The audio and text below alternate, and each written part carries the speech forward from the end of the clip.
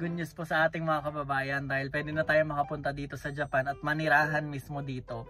Hindi mo kailangan ng skill, hindi mo kailangan ng college graduate ka, at hindi mo kailangan na may dugo kang Japanese. Kasi grabe ang exclusivity ng mga Hapon dati pero ngayon nagbago na po lahat. Ito yung magandang balita na i-share ko sa inyo ngayon. Pag-usapan natin dito sa vlog na to. So pag-usapan muna natin kung ano yung mga nangyayari dun sa umpisa. Usually kung pupunta ka ng Japan, mag-grant ka ng trainee visa. Ngayon yung trainee visa na yun, parang student visa ka lang. Limited ka lang mag-work sa Japan for 5 years. Maximum na yung 5.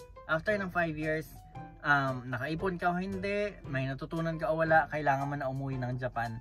So yun yung trainee visa. Pagkatapos mong nakauwi kang Japan, wala kang ipon, wala kang kahit ano, wala. Parang nasayang lang yung 5 years mo. Yun yung ginagawa sa trainee visa. Pero usually dun sa 5 years na yun, nag-iipon ka na dapat, minamanage mo talaga yung pera mo. Pero ngayon, good news dahil mawawala na itong trainee visa na to. Sa trainee visa kasi ang baba ng sahod natin. Ngayon yung mga nasa trainee visa, nasa minimum lagi yung sahod nila kasi parang ang presumption sa kanila, hindi kayo marunong mag-Japanese, wala kayong skill, so ang trabaho nyo ay bare minimum lang. So lugin-lugi talaga ang mga trainee visa dito sa Japan. Isa pa sa pangit sa mga trainee visa ay maluloko ka dito ng mga employer, kasi mga employer hanggat tatagain ka nyan at hanggat mahawakan ka nyan, hawakan ka talaga at tatagain ka nyan. So yung sahod mo, ang baba-baba na nga, kakaltas-kaltasan pa nila ng kung ano-ano lang kaltas. I-Japanese lang nila yun, hindi mo na maintindihan. Diba? Gusto mong mag-dispute pero ano mong gagawin mo? Mag-hire ka ng attorney. Kulang na kulang pa yung sahod natin, diba? Para sa mga ganon. So maagrabyado ko talaga ng employer mo kung trainee visa ka lang. Kapag nasa ganong visa ka, wala kang choices sa mga bagay-bagay. Sa titirhan mo, sa apartment mo, wala. Kahit gaano pa kaliit yung bahay malabahay ng gagamba. Noong unang sampa ko dito sa Japan, ang liit ng bahay namin, tapos 4 pa kami ron. Siksikan talaga. At hindi rin wala tayong choice gusto natin mas malaki? Oo, pero pwede ba yun? Mare-request ba sa employer? Sabi nila, okay, follow up natin, follow up, pero wala talaga nangyayari. In short, nagrabyado talaga tayo at wala tayong mga choices pagdating dun sa trainee visa natin. Pero kung susumahin mo, malaking part nun sa trainee visa na malungkot ka na kasi homesick ka, diba? Hindi mo kasama pamilya mo, mga kaibigan mo, malayo, diba? Tapos hindi mo maintindihan yung mga Japanese, kung ano mga pinagsasabi nila. Frustrate talaga yun at nakakalungkot. On top of that, pag receive mo ng sahod mo, ang baba pa, diba? So, itong trainee visa na to ay i-abolish na dito sa Japan. Nag-start yung meeting nila sa government nung February at dahan-dahan lang in-implement na to. So, ang reason bakit magkakaroon ng pagpapalit dun sa trainee visa ay dahil sa nakita ng Japanese government yung unfair treatment sa mga trainee dahil alam nila na inaagrabyado sila ng mga employer at alam nila na magsaset sila ng minimum pero hindi sinusunod ng mga mga dispatch, mga employer nila. Ang reason behind doon ay napakaraming bagay na i-consider. So ginawa ng action ng government yung ganyan, which is maganda. On the other hand, parang may ulterior motive din yung yung Japanese government. Parang pumunta kayo ng Japan kasi wala na kami tao. Parang ganun. Hindi ko sure pero malaking part yun sa naging decision ng Japan, feeling ko. Pero bago ka mag-Japan, isipin mo pa rin na grabe ang exclusivity dito. Sobrang pagpupunta ka dito, mabait nga mga tao pero hindi ka ganun ka accepted, lalo't foreigner ka na. Tapos ka pa, Asian ka pa. Kasi ang mga Asian foreigner dito ay naisip kasi ng mga Japanese in general ay parang pareho lang din namin kayo, parang nothing special about you, parang ganon. So bukod pa ron, kung brown ang kulay mo ay parang naisip nila na may parang stereotype ang mga brown Asian na parang mga worker namin kayo, ganon. Kayo nagtatrabaho ng mga trabahong ayaw namin gawin, ganon. So parang in a way naluluck down ang mga Asian na hindi Japanese dito sa Japan. So dapat handa ka sa mga ganon. Ihanda mo rin ang sarili mo, magja-Japan ka talaga at i-grab mo tong bagong program na to. Nakafocus sila ngayon sa mga physical work kagaya ng farming, ng kagaya ng sa mga factory, sa caregiving, yung sa mga hard physical work talaga. So kung healthy ka physically at handa kang sumabak sa mga ganyan, naku, baka ito na ang time para mag-Japan ka.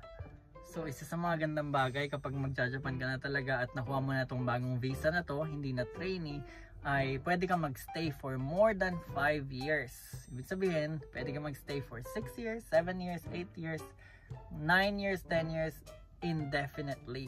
Ibig sabihin, hanggat gusto mo, magstay ka rito, magtrabaho ka rito, makahanap ka ng boyfriend, ng girlfriend, dito ka na magpakasal, dito ka na magkapamilya, pwede. At kung pamilyado ka naman na, eventually, pwede mong makuha yung mga pamilya mo sa Pilipinas. At maganda ron, lahat kayo pwedeng magkaroon at magrantan ng permanent visa. So, pwede na kayo maging legit na residente ng Japan. ng Japan. Okay? At, syempre, sa lahat ng mga gandang bagay, meron ding mga pangit. At syempre, may requirement yun para ma-maintain natin yung residency natin. Halimbawa, na-reach mo na yung top, no? Nag-grant ka na okay, permanent visa ka na, permanent resident ka na sa Japan. Kailangan, nagbabayad ka ng tax. Yung tax mo, yung income tax, yung resident tax, yung pagtira mo dito sa Japan, binabayaran mo yun. At yung pension, malagay yung pension na binabayaran mo. Kasi, although sa atin hindi required ang pension, sa Japan required na yan ngayon dahil pababa yung mga workers sa atin. Ang nangyayari ay ni-require na nila talaga tayo magbayad dahil kung maraming tao ang hindi magpe-pension, parang hindi ka na kasi magtitiwala ngayon kasi halimbawa bayad ng pension ngayon tapos yung workers ang konti. Eventually, ang mangyayari, yung pension natin, paliit ng paliit.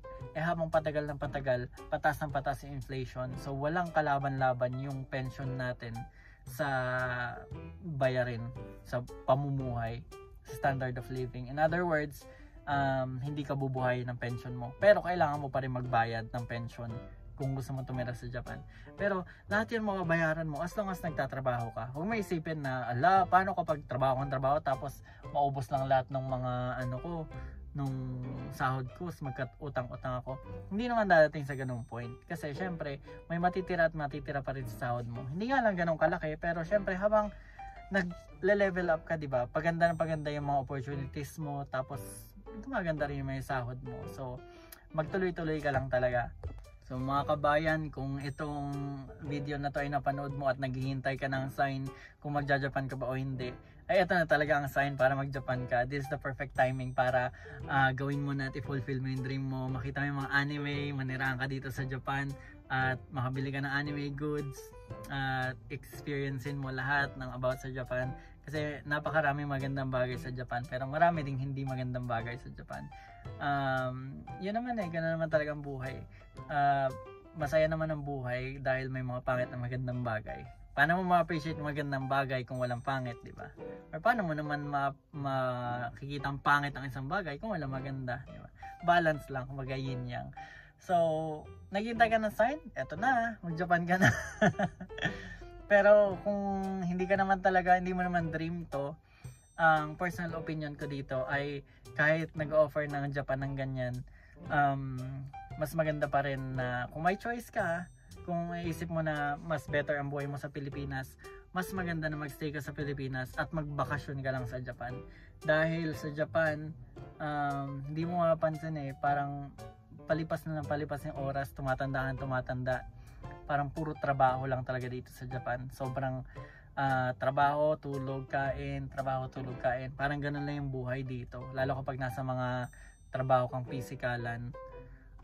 Isipin mo, i-consider mo rin yun. Tandaan mo yung sinabi ko sa iyo, before ka mag-Japan, bago ka mapasubo, mas masarap kung may choice ka, magbakasyon ka lang sa Japan at huwag ka manirahan dito. Mas masarap magbakasyon dito kaysa manirahan. So, ayan lang. Kung may natutunan kayo at may question kayo about dito, ay i-comment nyo lang dyan sa baba, sa comment box natin. At saka sana i-like nyo naman and subscribe tong YouTube channel natin, Mickey Mochi. And like nyo na rin sa asawa ko, Japan. Alright, yun lang. Peace out. Bye-bye.